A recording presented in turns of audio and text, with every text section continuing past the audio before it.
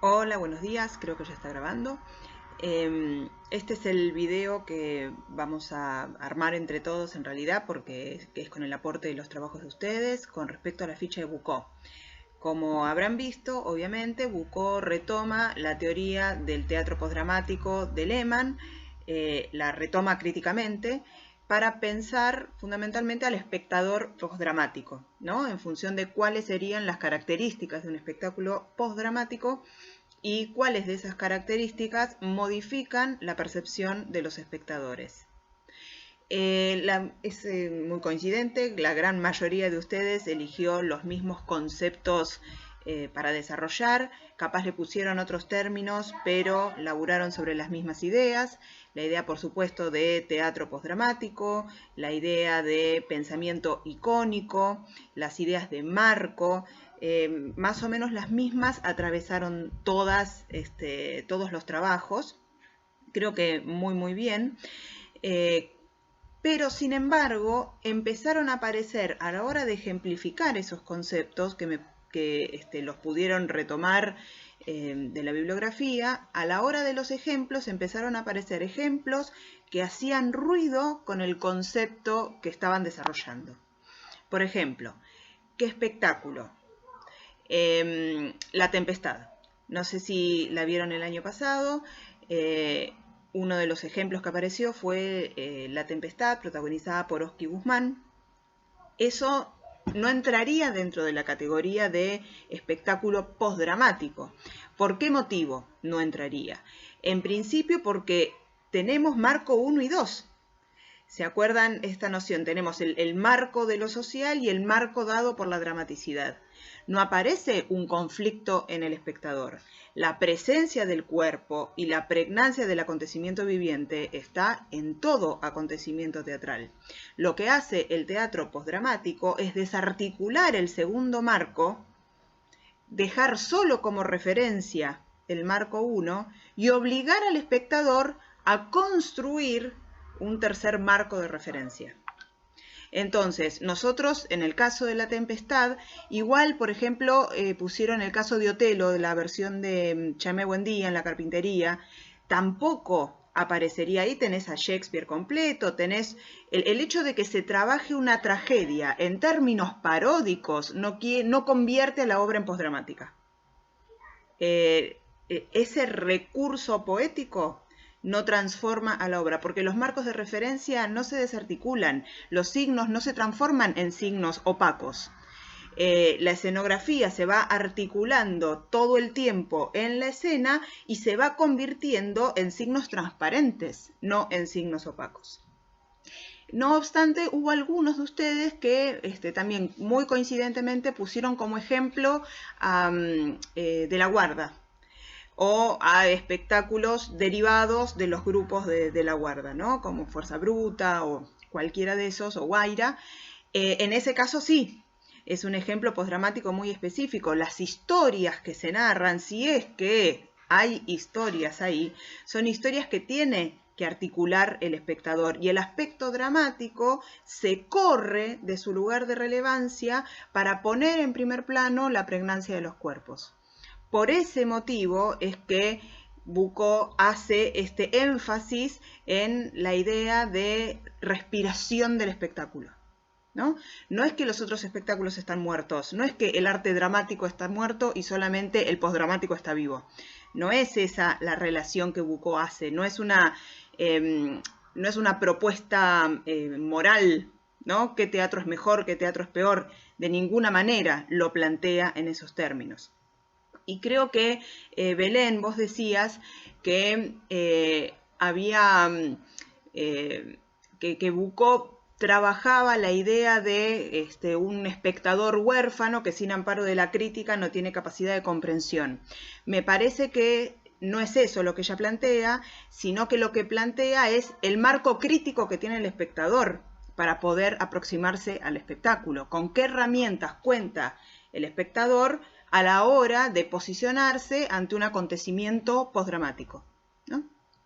Yo les voy a hacer ahora el link también a una obra preciosa de Philippe Gentil, que está online en forma completa, está en YouTube, así que les voy a pasar el link de eso. Van a ver que ahí aparece la mixtura de recursos artísticos, porque aparece una dimensión plástica, aparece la danza, aparece la voz, aparece el texto, que no es lo mismo, aparecen los títeres, aparecen una enorme cantidad de recursos, ¿no? Este lugar de intersección de las artes que tiene el teatro postdramático, y aparece una articulación a través de la cual tenemos a veces marcos de referencia y a veces no.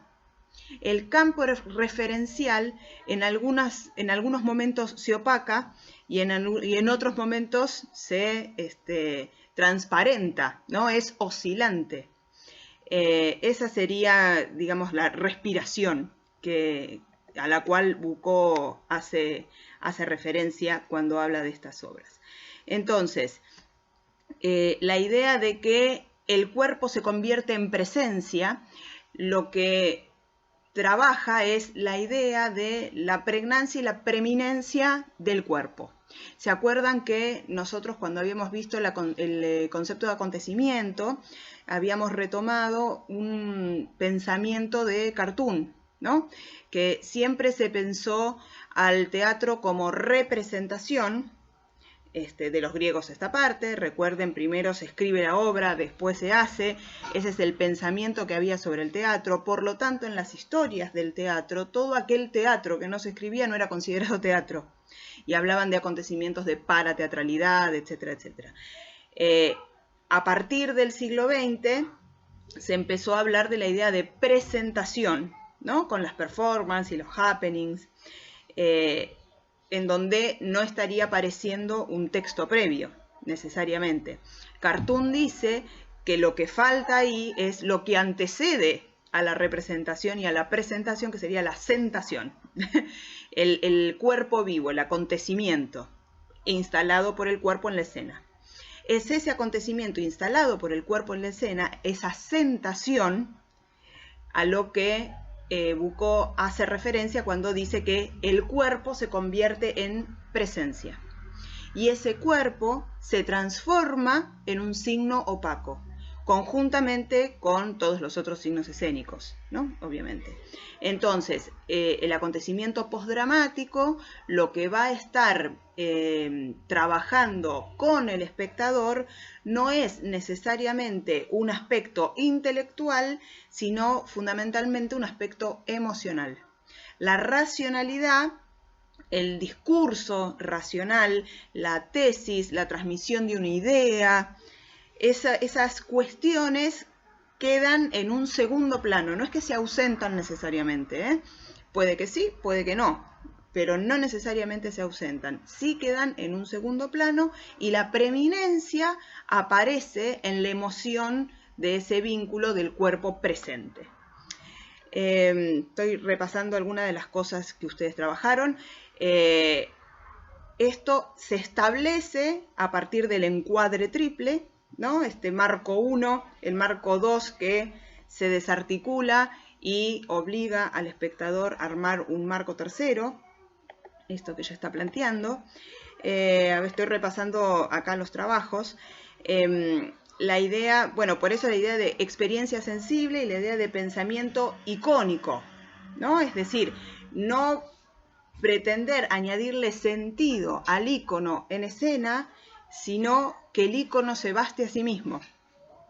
Eso también es muy propio del acontecimiento postdramático, ¿no? Después, otras cuestiones que también aparecían, por ejemplo, en referencia a Mariana Oberstein. Ella trabaja muchísimo, tanto en Cantor como en otras producciones que ella tiene, las conferencias performáticas, etc.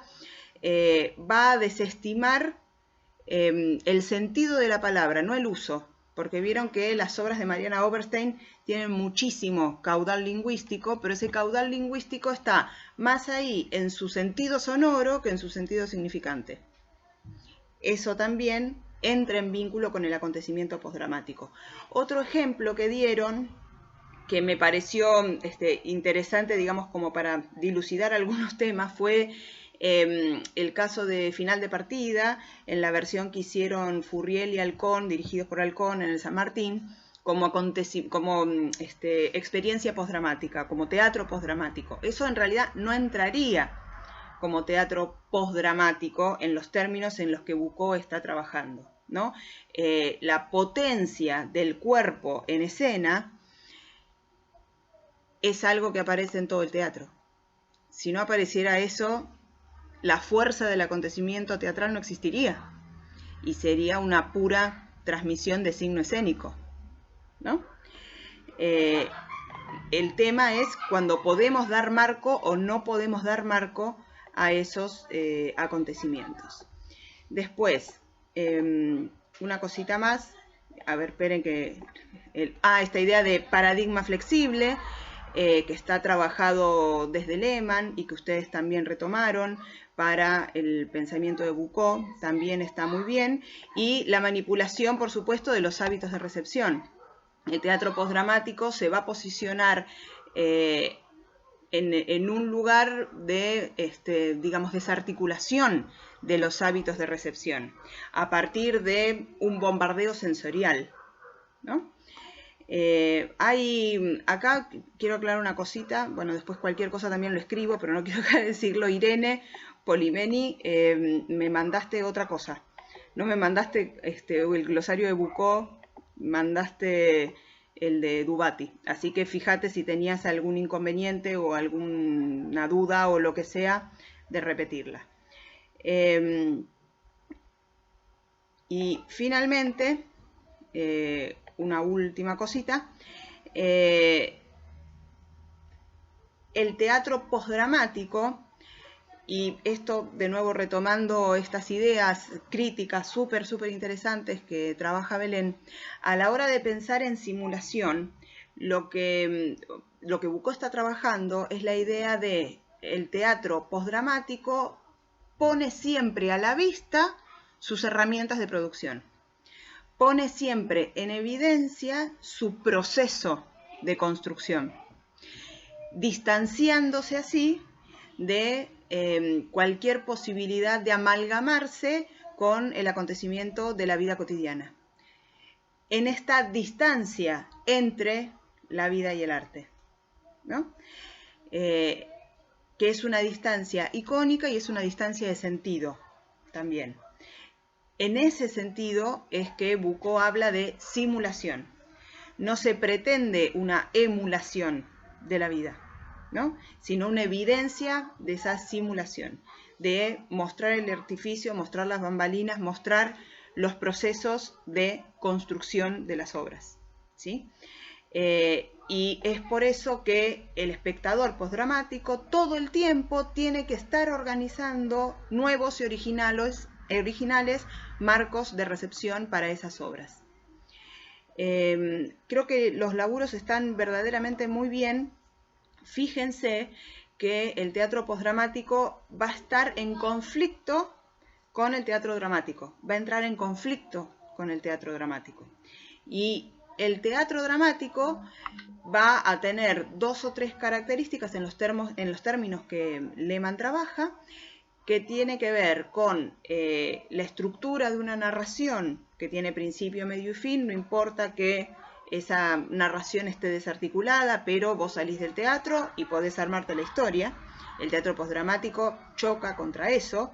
Por ejemplo, Un pollo rojo, creo que pusieron como ejemplo. ¿De qué trata Un pollo rojo? ¿Alguien me puede contar de qué trata la obra? Cuando nosotros estamos ante la evidencia de la desarticulación narrativa, ese sería uno de los elementos de la poética postdramática en función de lo que Lehmann lo labura. Entonces, ante la disolución de esa estructura narrativa, se ponen en juego otras competencias para el espectador, que son las que Bucó está trabajando. La apelación al pensamiento icónico, la apelación a la creación de nuevos marcos, etcétera, etcétera, etcétera. Así que espero que les haya quedado un poco más claro y cualquier cosa, cualquier duda, preguntan. Igualmente, hoy a la tarde nos estamos viendo y espero que la internet funcione y que esto pueda ser subido antes de que tengamos la clase. Bueno, cualquier cosa, por favor, pregunten de nuevo.